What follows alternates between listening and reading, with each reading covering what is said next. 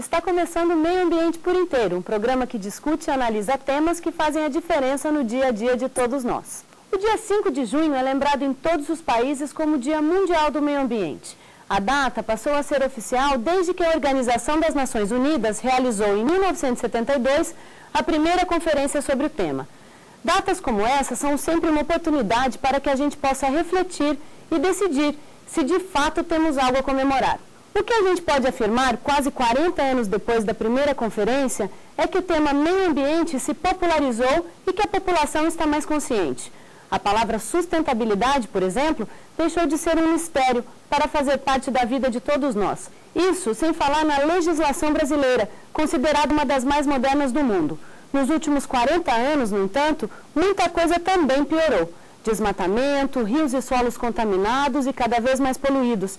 O aquecimento global mobiliza governos e ambientalistas, mas a pobreza e a violência estão escancaradas neste nosso planeta, que ainda não conseguiu parar de destruir e esgotar os seus recursos naturais. Para falar sobre as conquistas e desafios ambientais do nosso país, convidamos o professor e especialista em Direito Ambiental, Fabrício Ferreira, e a secretária executiva da ONG ISA, o Instituto Socioambiental, Adriana Ramos.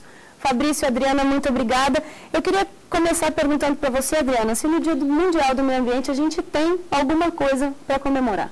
Olha, eu acho que nós temos muito a comemorar, inclusive se a gente pega como referência a Conferência de Estocolmo em 1972.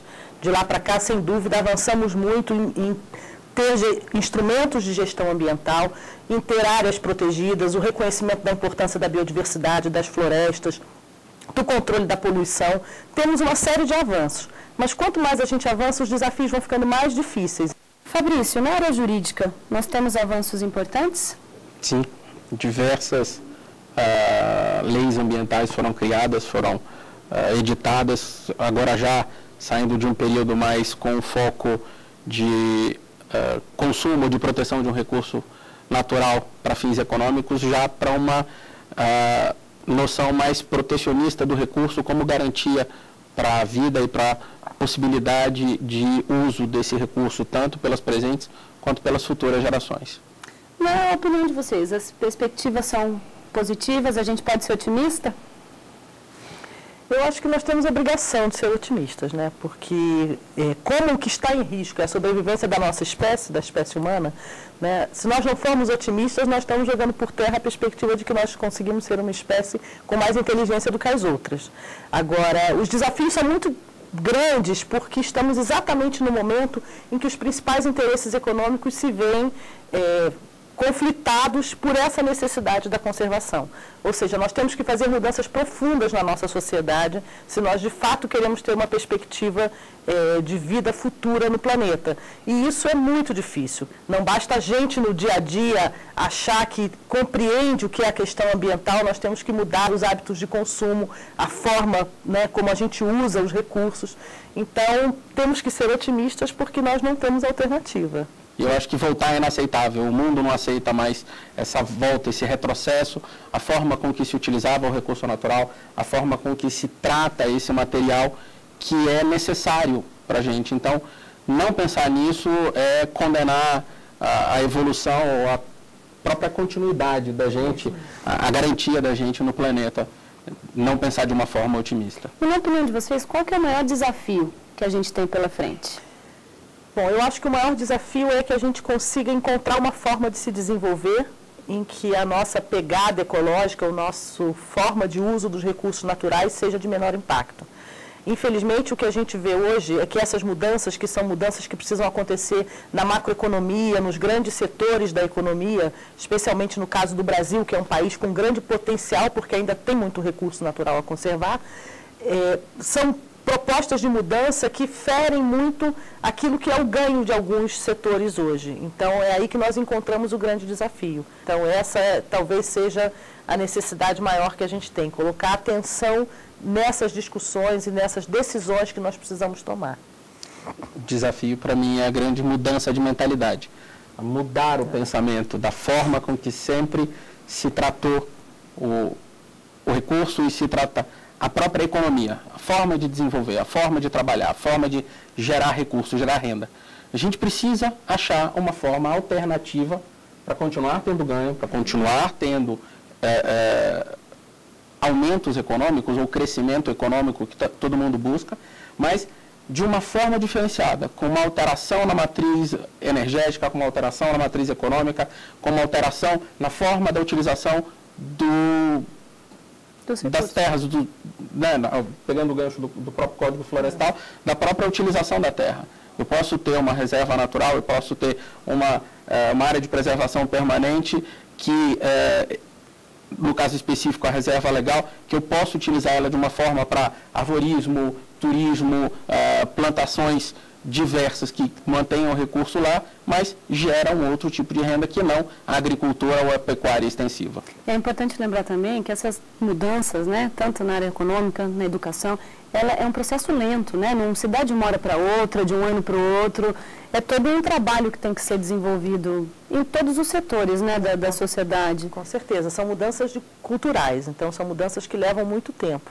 É por isso que é importante a gente reconhecer o que avançou até aqui e saber qual é o tipo de investimento que a gente precisa fazer. Então, acho que nós precisamos, por exemplo, investir em tecnologia, né? Precisamos investir em tecnologia e em diversificar as formas pelas quais estamos produzindo. Então, o Brasil tem uma matriz energética, por exemplo, considerada limpa, porque ela é baseada em uso hidrelétrico, ela não é baseada em combustível fóssil. Mas a construção de muitas usinas hidrelétricas em áreas de floresta afeta a biodiversidade, afeta a floresta, afeta as comunidades que vivem naquela região.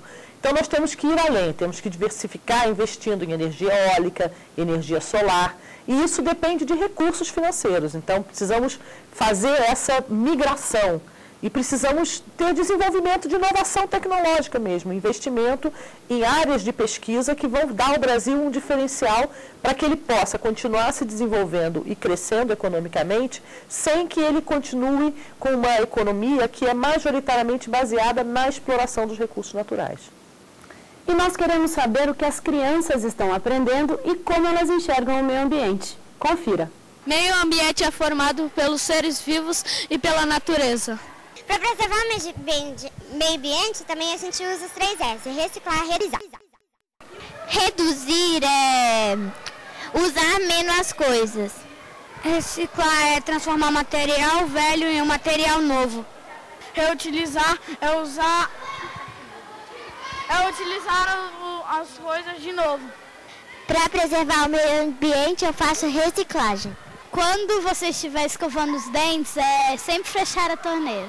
Plante árvores.